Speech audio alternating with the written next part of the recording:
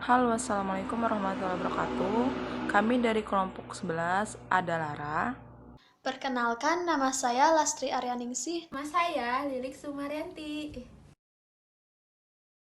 Mengenai pengertian kurikulum. Kurikulum secara umum adalah sistem rencana mengenai isi dan bahan pembelajaran sebagai pedoman dalam melakukan aktivitas belajar mengajar. Sedangkan menurut Undang-Undang Nomor 20 Tahun 2003, kurikulum adalah pengaturan isi, tujuan, dan bahan pembelajaran serta cara yang digunakan sebagai pedoman pembelajaran untuk mencapai tujuan pendidikan nasional. Selanjutnya, pembahasan yang kedua adalah mengenai klasifikasi kurikulum. Klasifikasi kurikulum terbagi menjadi dua. Yang pertama, kurikulum sebagai program harapan untuk mencapai sesuatu yang diharapkan. Selanjutnya, mengenai pembahasan klasifikasi kurikulum. Klasifikasi kurikulum menjadi dua. Yang pertama, kurikulum sebagai program, rencana, atau harapan untuk mencapai tujuan tersebut. Kurikulum sebagai program disebut juga kurikulum tertulis yang bersifat ideal. Kurikulum secara ideal memuat rencana berbagai hal dalam sistem pendidikan, terutama mengenai tujuan dan kompetensi yang diharapkan, sistem penilaian, dan pengelolaan lingkungan belajar. Kemudian yang kedua, ada kurikulum sebagai pengalaman belajar atau kegiatan nyata yang dilaksanakan di sekolah. Hal ini merupakan wujud dari kurikulum dan bersifat aktual, yaitu kegiatan nyata pada saat terjadi di sekolah maupun kegiatan nyata yang terjadi pada proses pembelajaran baik di lingkungan sekolah maupun di luar. Jika kurikulum ini dari sudut pandang yang sangat luas, maka program pendidikan TK tidak hanya mengatur dan menentukan tema atau topik kegiatan belajar, namun bagaimana proses bagaimana program pendidikan TK menyajikan berbagai sarana dan fasilitas untuk memenuhi kebutuhan anak untuk mendukung pertumbuhan dan perkembangan anak secara optimal. Model organisasi pengembangan kurikulum adalah suatu sistem dalam bentuk naratif, matematis, grafis, serta lambang-lambang dalam penyusunan kurikulum yang baru ataupun penyempurnaan kurikulum yang telah ada yang memberikan relevansi pada masa mendatang. Pengembangan kurikulum tidak dapat lepas dari berbagai aspek yang mempengaruhinya, seperti cara berpikir, sistem nilai moral, keagamaan, politik, budaya, dan sosial. Dalam pengembangan kurikulum dapat diidentifikasi berdasarkan basis apa yang akan dicapai di dalam kurikulum tersebut. Adapun model-model pengembangan kurikulum secara umum yaitu 1. Model Ralph P. Taylor, 2. Model administratif, 3. Model grassroots, 4. Model demonstrasi, 5. Model Shiller-Miller, 6. Model Taba, dan terakhir 7. Model Beukam. Berikutnya, pengorganisasian kurikulum. Organisasi kurikulum adalah struktur program kurikulum yang berupa kerangka umum program-program pengajaran yang disampaikan kepada peserta didik atau pembelajaran yang ditetapkan. Ada beberapa prinsip yang harus dipertimbangkan dalam organisasi kurikulum, di antaranya ruang lingkup, urutan bahan, kontinuitas, keseimbangan, dan keterpaduan. Di sini saya akan menjelaskan tentang komponen-komponen kurikulum. Yang pertama, pengertian kurikulum. Kurikulum merupakan suatu program yang dimaksudkan untuk mencapai tujuan pendidikan. Tujuan itulah yang dijadikan arah atau acuan segala kegiatan pendidikan yang dijalankan.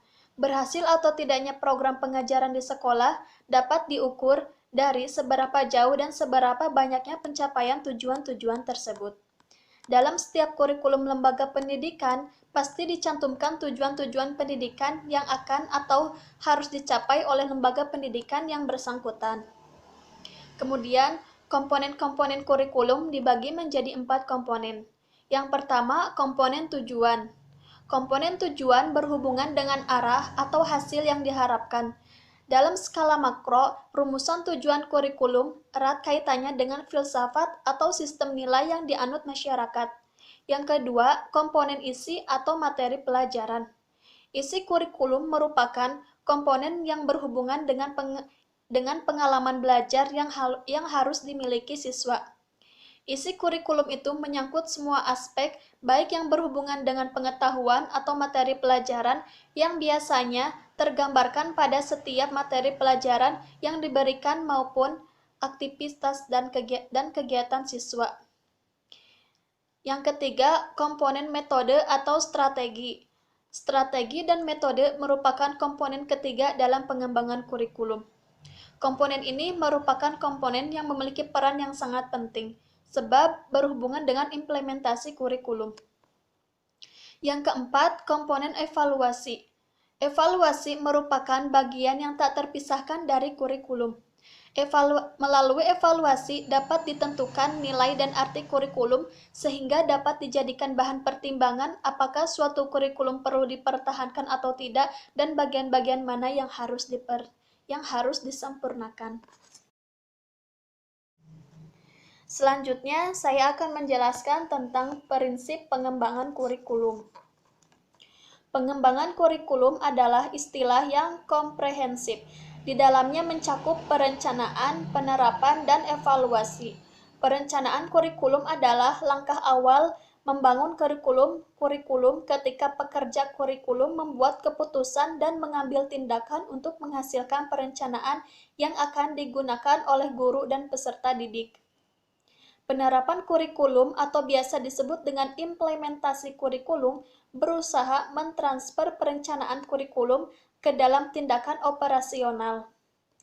Evaluasi kurikulum merupakan tahap akhir dari pengembangan kurikulum untuk menentukan seberapa besar hasil-hasil pembelajaran, tingkat ketercapaian program-program yang telah direncanakan, dan hasil-hasil kurikulum itu sendiri. Dalam pengembangan dan hasil-hasil kurikulum itu sendiri, dalam pengembangan kurikulum tidak hanya melibatkan orang-orang yang terkait langsung dengan dunia pendidikan saja, namun di dalamnya melibatkan orang-orang seperti politikus, pengusaha, orang tua peserta didik, serta unsur-unsur masyarakat lainnya yang merasa berkepentingan dengan pendidikan. Prinsip-prinsip yang akan digunakan dalam kegiatan pengembangan kurikulum pada dasarnya merupakan kaidah-kaidah atau hukum yang akan menjiwai suatu kurikulum. Dalam pengembangan kurikulum dapat menggunakan prinsip-prinsip yang telah berkembang dalam kehidupan sehari-hari atau justru menciptakan sendiri prinsip-prinsip baru. Oleh karena itu, dalam implementasi kurikulum di suatu lembaga pendidikan sangat mungkin terjadi penggunaan prinsip-prinsip yang berbeda dengan kurikulum yang digunakan di lembaga pendidikan lainnya, sehingga akan ditemukan banyak sekali prinsip-prinsip yang digunakan dalam suatu pengembangan kurikulum. Baik, berikutnya Lara akan menjelaskan materi tentang problem atau masalah PAUD di Indonesia. Sama seperti yang kita ketahui, pendidikan di Indonesia sendiri memang belum merata, baik itu disebabkan oleh faktor ekonomi atau bahkan faktor sulitnya akses untuk mendapatkan pendidikan itu sendiri. Termasuk proses pembelajaran pada PAUD masih memiliki problematika sendiri seperti perekonomian yang lemah, kualitas asuhan yang rendah, kualitas pengajar yang kurang, sampai masih kurangnya kesadaran masyarakat kita tentang pentingnya proses PAUD pada anak-anak sebelum mereka memasuki dunia pendidikan yang lebih luas lagi.